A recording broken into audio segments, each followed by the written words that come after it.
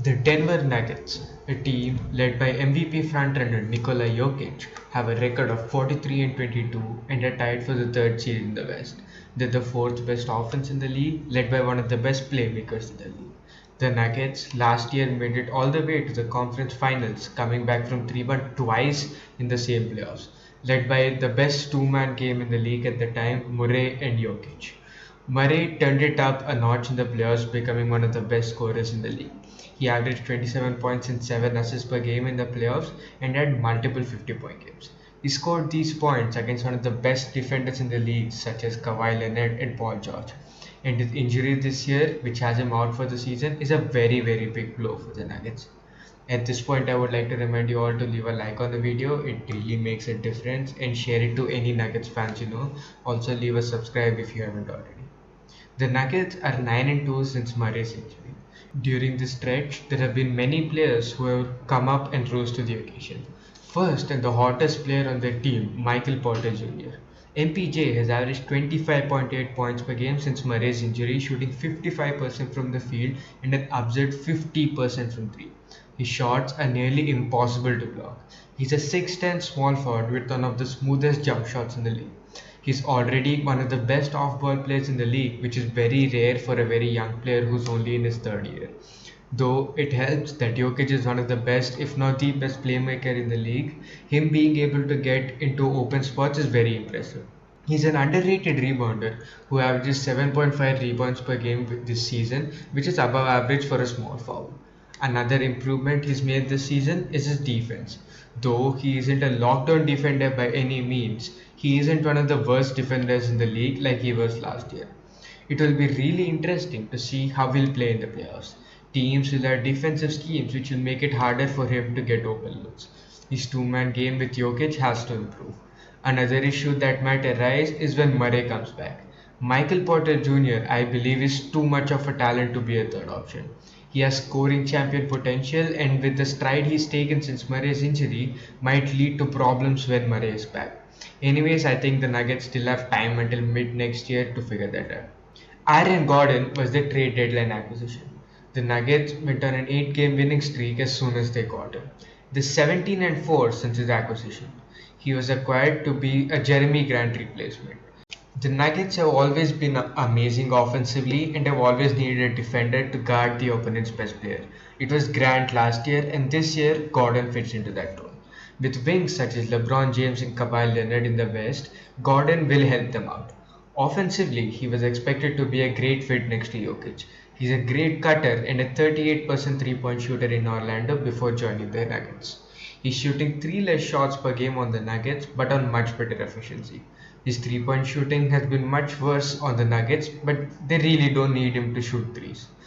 But a thing I'm slightly disappointed to see in Gordon's game since Murray's injury is that he's still shooting only 8 shots per game.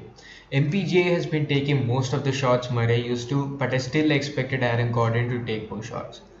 The Nuggets probably had the best point guard rotation in the league with Murray and Monte Morris. Murray, as mentioned before, went out for the season, and even Morris hasn't played much in Murray's injury. This might hurt Nuggets in the playoffs as they're playing Facu Campazzo a lot of minutes. Even their heat check player, Will Barton, hasn't played since April 24th. Also, I think Barton's injury was overlooked in the bubble. Barton is the kind of player who can score 10 to 15 points in the first quarter every other game. He has 20-point outbursts every other game and, of course, can nearly be as good as Murray was, but can provide a scoring punch once in a while. Barton had a 28-point outburst the game before he got injured. The last individual player I'd like to talk about on this team is, of course, their MVP candidate, Nikola Jokic. Jokic has been having a historical season offensively. He's been amazing in all stat categories from traditional to advanced stats. He's going to be one of the only players in NBA history to be top 10 in points, rebounds, assists, and steals in the same season. He's averaging 26.3 points per game, 11 rebounds per game, and 8.4 assists per game on 56, 41, and 86 minutes. Basically, he's averaging a near 16-point triple double on near 50, 40, 90 efficiency, which sounds ridiculous just saying it. Until this season, he was considered the best passing big man of all time. This season, he's been one of the best passers of all time, period. Another insane thing about Jokic's season this year is that he's 20th on usage percentage. He's averaging better stats on lesser usage. He leads the league in win shares, box plus minus, offensive win shares, and offensive box plus minus, which is ridiculous. He's one of the best pick and roll players in the league. His playmaking is so good that defenders are always aware of him, which leads to efficient offense for himself. He is one of the best mid-range shooters in the league who shoots above 50% from mid-range. He has a lot of moves in his book such as floaters, fadeaways and step backs, which makes it unfair for the defenders. He's one of the best post players in the league as he's a 7 foot 284-pound player who's usually stronger than others. Double teaming him is basically asking for it, as he is one of the, if not the best playmaker in the league right now. Jokic hasn't missed a game this season, which has him well above the rest on the MVP race. The best ability is availability, is a common quote thrown around. Players such as Aaron Gordon and Michael Porter Jr. have gotten so much help from Jokic's playmaking this year, they should be thanking him every single day. The Nuggets would have easily been one of the top contenders in the West if Jamal Murray wasn't injured. The acquisition of Gordon would have given them one of the best starting lineups in the league, and I would have actually had them over the Clippers. But that is not the case. Murray is injured and won't be returning before next year. He was having a career year and was showing that he could be one of the best scorers in the league. The Nuggets still might be able to pull out a series win depending on their matchup. If they play the Dallas Mavericks or the Portland Trailblazers, I would still have them as the favorites. But if they match up against the defending champion Lakers, I wouldn't bet on them.